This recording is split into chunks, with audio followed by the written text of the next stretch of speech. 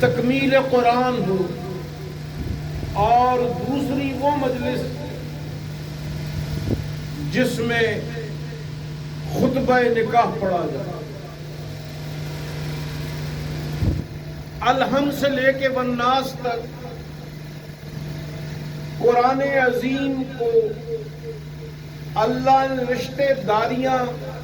نبھانے کے طریقے بتائے، اور دنیا میں سب سے بڑا اعزاز رشتوں کو، نعتوں کو قرآن پاک کے مطابق چلانے میں۔ نبی کریم صلی اللہ علیہ وآلہ وآلہ وسلم فرماتے ہیں لا يدخل الجنت قاطع، جو رشتہ داری کے تقاضے نہیں نبھاتا وہ کہیں اور تو جا سکتا ہے، جنت میں داخل نہیں ہو سکتا۔ اگر آپ سسر ہیں اور داماد کے ساتھ آپ کا تعلق عمدہ نہیں تو آپ جہنمی ہیں۔ اگر آپ شوہر ہیں اور تہجد گزار ہیں لیکن بیوی کے حقوق کو پہچاننے والے نہیں تو آپ دوزخی۔ علماء نے لکھا ہے کہ اگر بیوی اور ماں کے حقوق کے درمیان تنازع پیدا ہو جائے تو بیوی کا ساتھ دینا خامند کے ذمے قرض ہے، فرض ہے، اس لیے کہ ماں کا کہنا ماننا یہ نفلی چیز ہے اور بیوی کا ساتھ دینا فرض چیز ہے۔ اگر فرض اور نفل میں تقابل ہو جائے، ٹکراؤ ہو جائے تو انسان نفل چھوڑ دے اور فرض کی ادائیگی کو اپنا طریقہ بنا۔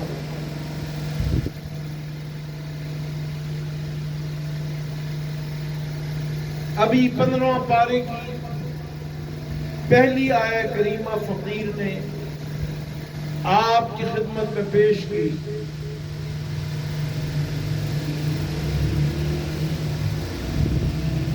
اللہ فرماتے ہیں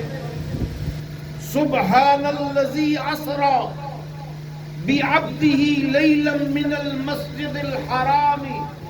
الی المسجد الاقصی، پاک ہے وہ ذات جو اپنے بندے کو رات ہی رات کے ایک حصے میں مسجد الحرام سے اٹھا کے مسجد اقصی تک لے گئے۔ مسجد اقصی کا تعارف کرایا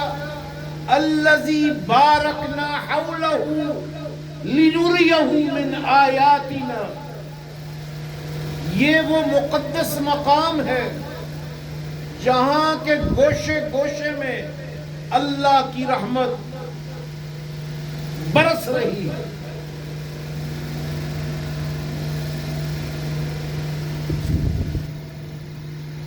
مسجد اقصی کے قریب ایک گاؤں ہے جس کا نام ہے الخلیل، جہاں دنیا میں سب سے بڑے پیغمبر، تمام پیغمبروں کے والد سیدنا ابراہیم خلیل اللہ پیدا ہوئے، ان کا مزار مقدس۔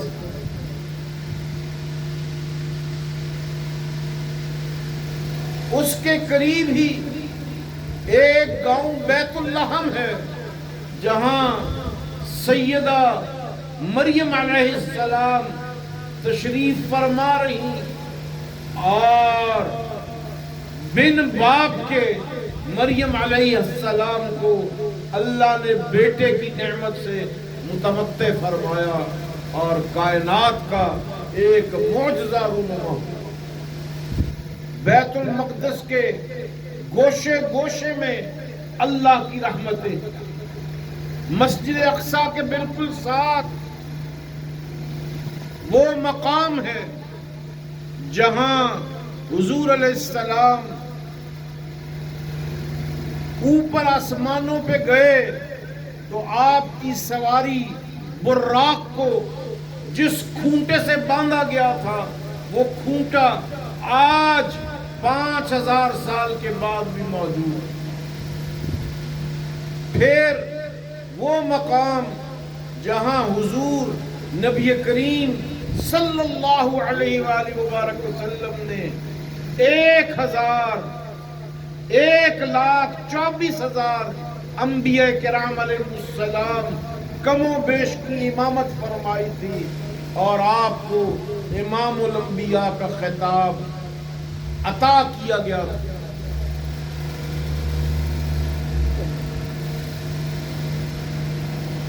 یہ مسجد اقصی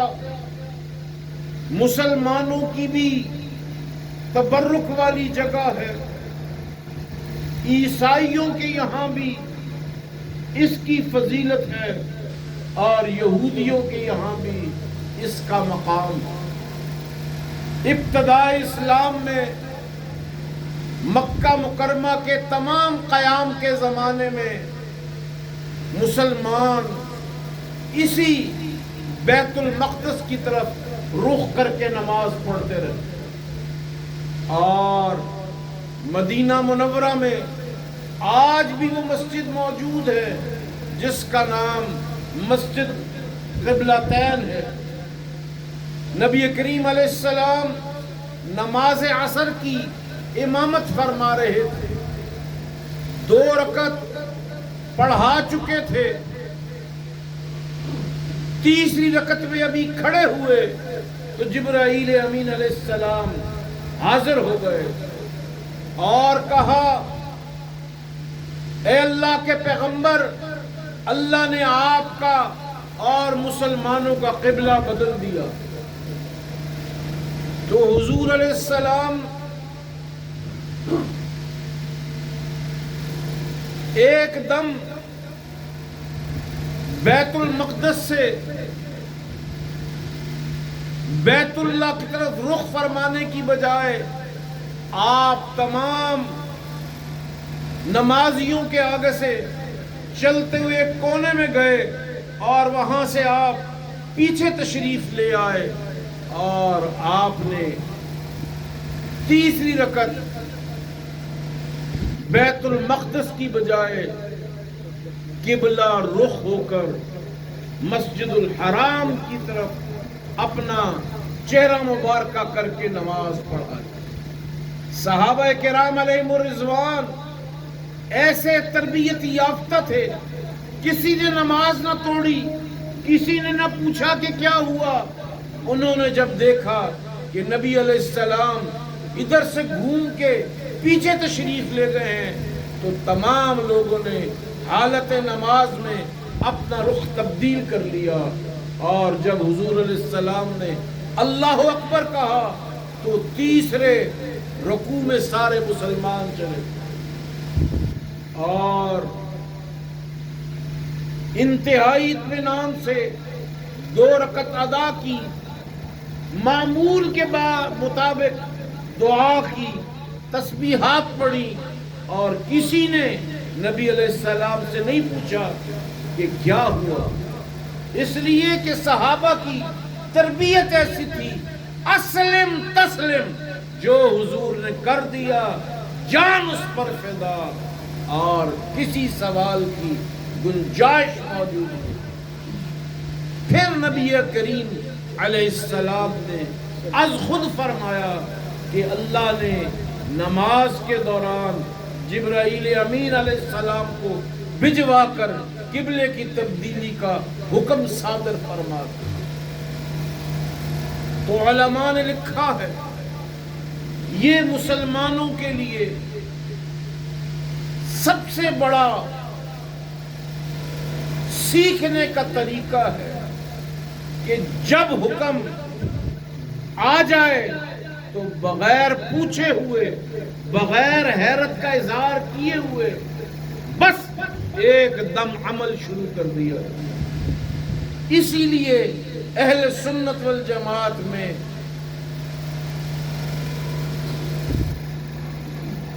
مرشد اور پیر اور شیخ کا ہونا سب سے بڑی ضرورت، اس لیے کہ کوئی روحانی رہنما ہوگا تو تربیت کو اس رخ میں ڈھال دے گا کہ وہ سوال کرنے کی بجائے جواب پر عمل کرنے کو زیادہ ترجیح دے۔ ہماری بزدلی مسلمان حکمرانوں کی بے غیرتی کہ قبلہ اول پہ آج یہودی قابض ہے، اور ابھی جمعۃ الوداع کے دن انہوں نے مسجد اقصی کے اندر مسلمانوں پہ گولیاں چلائی اور 11 مسلمان فلسطینی شہید ہوئے۔ اس سے 2 دن پہلے حالت تراوی میں مسلمانوں پر انہوں نے غضب ڈھایا، اس لیے کہ شیطان بھی جب مسلمان نماز پڑھ رہے ہوتے ہیں تو سر ٹکراتا ہے کہ یہ کتنی بڑی سعادت پا رہے۔ تو شیطان کے ایجنٹ یہودیوں کو بھی مسلمانوں کو عبادت کرتا دیکھ کر ہضم نہیں ہوتا اور ان کے پیٹ میں درد ہوتا۔ ان خبیثوں کا علاج مرمت، لیکن مرمت کرنے والا ہاتھ بے غیرت مسلمان کا نہیں، باغیرت مسلمان کا ہونا۔ آئیے اللہ سے دعا کرتے ہیں اللہ ہمیں باغیرت حکمران نصیب فرمائے، اللہ ان بے غیرت حکمرانوں سے نجات عطا فرمائے۔ ربنا ظلمنا انفسنا وان لم تغفر لنا وترحمنا لنکونن من الخاسرین۔ میرے اللہ آج کی رات لیلۃ القدر، یا اللہ ہمیں آج کی رات کی قدر نصیب فرما، اور یا اللہ پوری دنیا میں جہاں جہاں حضرت امام لاہوری کے عاشق غلامان شیرہ والا موجود ہیں ان کی مغفرت فرما، ان کے درجات بلند فرما، بے پناہ کھلا رزق نصیب فرما، میری جماعت کی ہر خواہش کو، ہر نیک خواہش کو پورا فرما۔ یا اللہ ان بچوں کی حفاظت فرما، یا اللہ میری تمام جماعت کے مغفرت کے فیصلے فرما، یا اللہ نبی کریم صلی اللہ علیہ وآلہ وبارک وسلم کے ساتھ کی امت کے ساتھ کرم کا معاملہ فرما، یا اللہ صبح قیامت تلک شیرہ والا شریف کو یا اللہ آباد فرما، نسلاً بعد نسل خدمت قرآن سے، دعوت الہ ذکر اللہ سے، دعوت الہ خدمت الحدیث سے، دعوت الہ تفسیر القرآن سے مزین فرما۔ ربنا ولا تحملنا ما لا طاقة لنا به واعف عنا واغفر لنا وارحمنا أنت مولانا